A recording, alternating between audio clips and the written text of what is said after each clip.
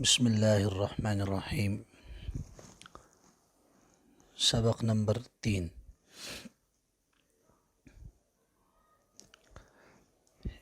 امام ابن قیم رحمۃ اللہ تعالی علیہ نے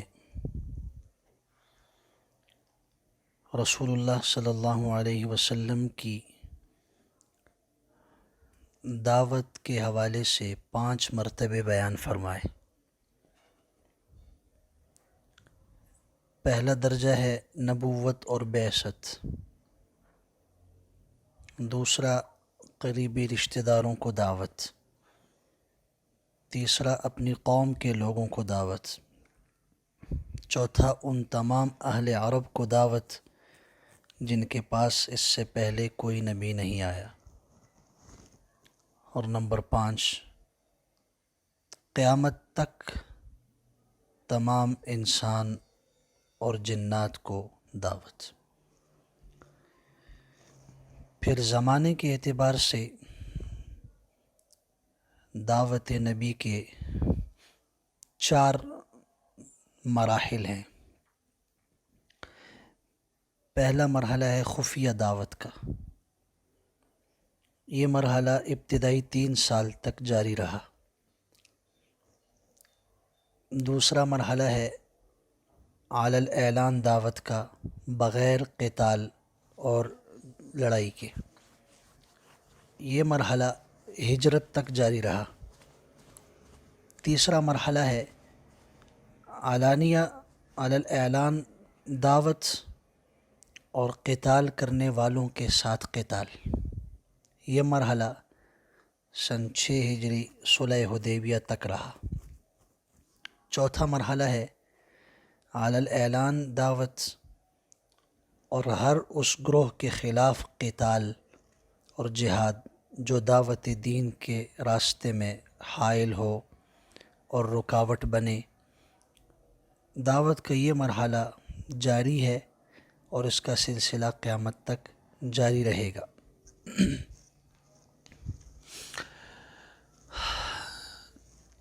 ابتداءً نبی کریم صلی اللہ علیہ وسلم نے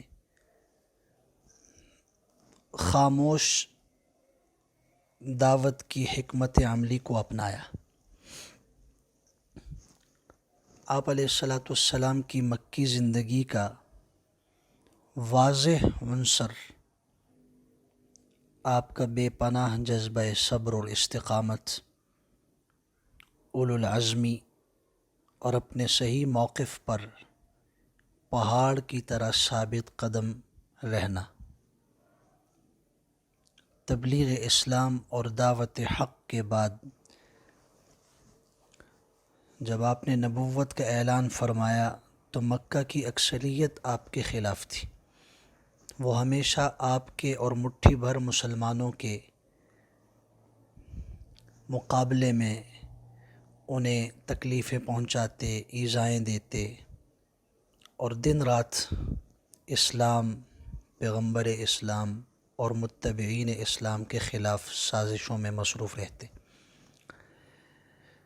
لیکن اس کے برعکس ان کے برتاؤ اور سلوک کے مقابلے میں نبی کریم صلی اللہ علیہ وسلم کا جواب صبر اور خاموشی، ہمت اور استقامت سے رہا۔ آپ نے دعوت حق کے اپنے موقف سے ذرہ برابر پیچھے ہٹنا گوارا نہیں فرمایا، حتیٰ کہ آپ کو پوری عرب کی بادشاہت، مال و دولت، حسین ترین عورتوں اور ہر خواہش کی چیز پیش کی گئی، لیکن آپ علیہ السلام نے ہر پیشکش کو دعوت حق کے مقابلے میں حقارت کے ساتھ ٹھکرا دیا۔ یہاں تک کہ آپ نے مشرکین مکہ کا جو وفد ابو طالب کے پاس آیا تو آپ علیہ السلام نے اپنے چچا سے کہا کہ چچا، اگر میرے ایک ہاتھ میں چاند اور دوسرے ہاتھ میں سورج رکھ دیا جائے اور کہا جائے کہ اس کام سے باز رہو تو بھی میں ایسا نہیں کر سکتا۔ آپ نے اپنی دعوت اور تبلیغ کا تسلسل جاری رکھا اور تصادم سے گریز فرمایا۔ بہترین اعلیٰ اخلاقی نمونہ پیش کیا، گالیوں کا جواب دعاؤں سے، پتھر کا جواب نرم کلامی سے، دل آزاری کا جواب ہمدردی اور غم گساری سے دیا۔ آپ نے اس ماحول میں تصادم سے گریز فرمایا، حکمت و بصیرت کے ساتھ کام کیا، لوگوں کی بھلائی اور دنیا اور آخرت کی کامیابی کے لیے انہیں لا الہ الا اللہ کی دعوت دی۔ پوری دل جمعی، استقامت اور سختی کے ساتھ آپ اپنے فرض منصبی پر قائم رہے۔ یہی وجہ تھی کہ آپ کی دعوت لوگوں کے دلوں کو مسخر کرتی چلی گئی، اور مکہ کی ایک بڑی تعداد نے مخالف ماحول میں بھی اسلام کی کشش کو محسوس کیا۔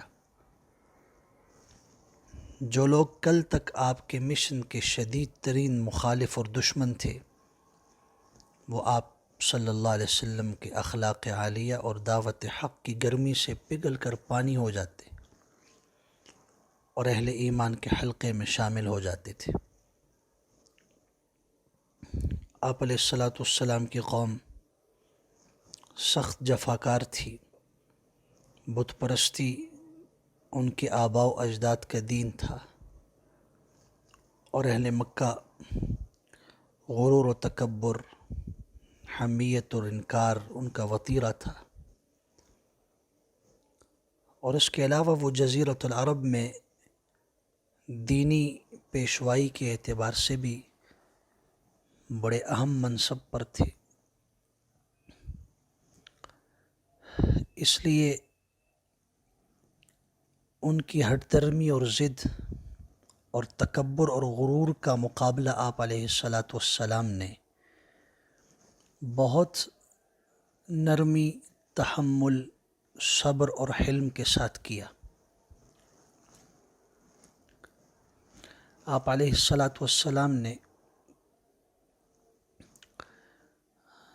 جنہیں اسلام کی دعوت دی، ان میں سے ایک جماعت ایسی بھی تھی جسے کبھی بھی رسول اللہ صلی اللہ علیہ وسلم کی عظمت، جلالت نفس اور سچائی پہ کبھی بھی شبہ نہیں گزرا تھا، چنانچہ انہوں نے فوراً آپ کی دعوت کو قبول کیا۔ یہی لوگ اسلامی تاریخ میں سابقین اولین کے وصف سے مشہور ہیں۔ ان میں سر فہرست ام المومنین آپ کی زوجہ سیدہ خدیجہ بنت خویلد رضی اللہ تعالیٰ عنہ،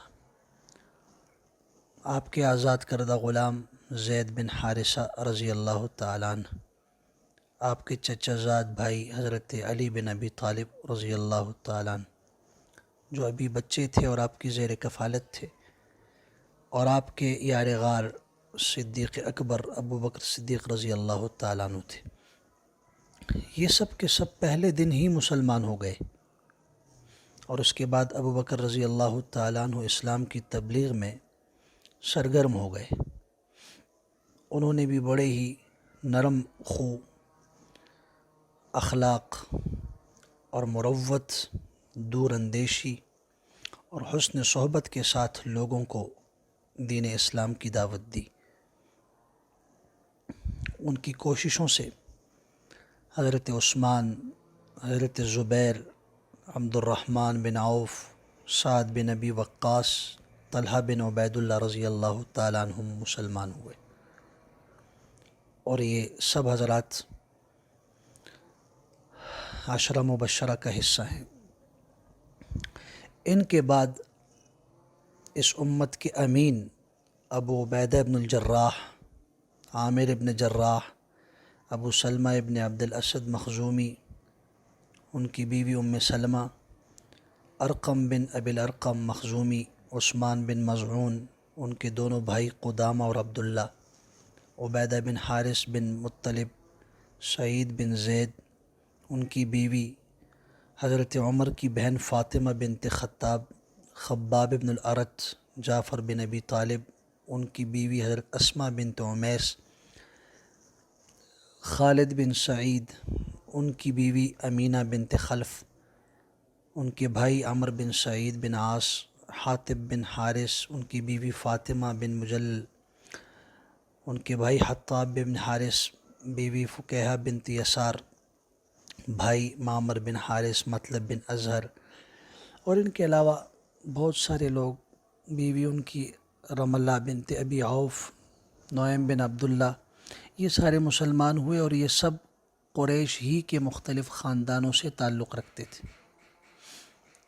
قریش کے باہر جو لوگ سب سے پہلے مسلمان ہوئے غیر قریشی، ان میں عبداللہ بن مسعود، مسعود بن ربیعہ، عبداللہ بن جہش، ان کے بھائی احمد بن جہش، حضرت بلال، صہیب بن سنان، عمار بن یاسر، ان کے والد یاسر، والدہ سمیہ، اور عامر بن فہیرہ رضی اللہ تعالیٰ عنہم شامل ہیں۔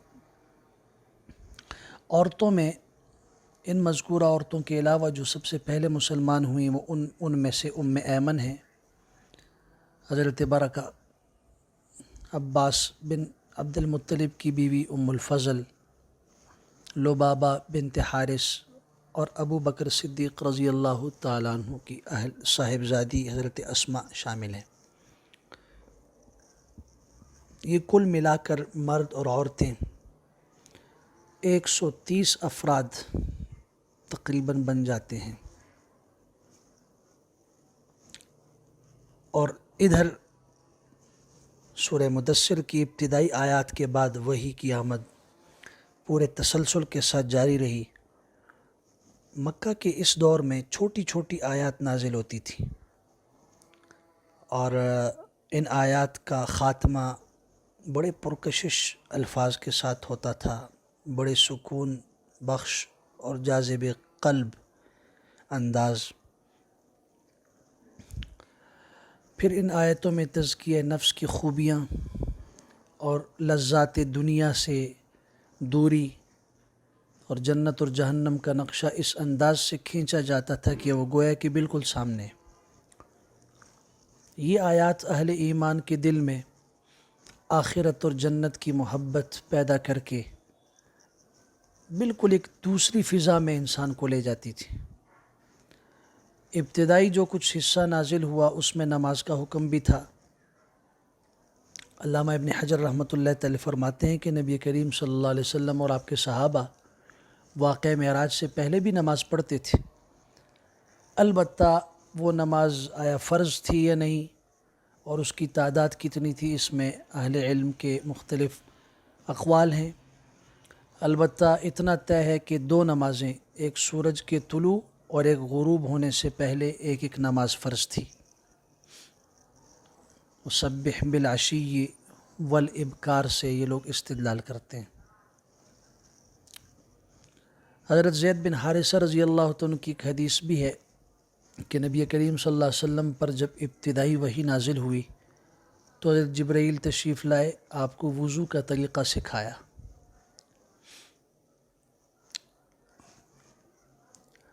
اور ابن حشام کا بیان ہے کہ نبی اکرم صلی اللہ علیہ وسلم اور صحابہ کرام نماز کے وقت گھاٹیوں میں تشریف لے جاتے اور چھپ کر اپنی قوم سے نماز پڑھتے تھے۔ یہ عبادت تھی جس کا اہل ایمان کو حکم دیا گیا۔ اس وقت نماز کے علاوہ اور کسی چیز کا حکم نہیں ہوا۔ البتہ وحی کے ذریعے توحید کے مختلف پہلو بتائے جاتے، تزکیہ نفس کی رغبت دلائی جاتی، اچھے اور عمدہ اخلاق پہ ابھارا جاتا، اور ایسے بلیغ واعظ اور نصیحت کی جاتی جس سے سینے کھل جائیں اور روحیں آسودہ ہو جائیں۔ یوں 3 برس تک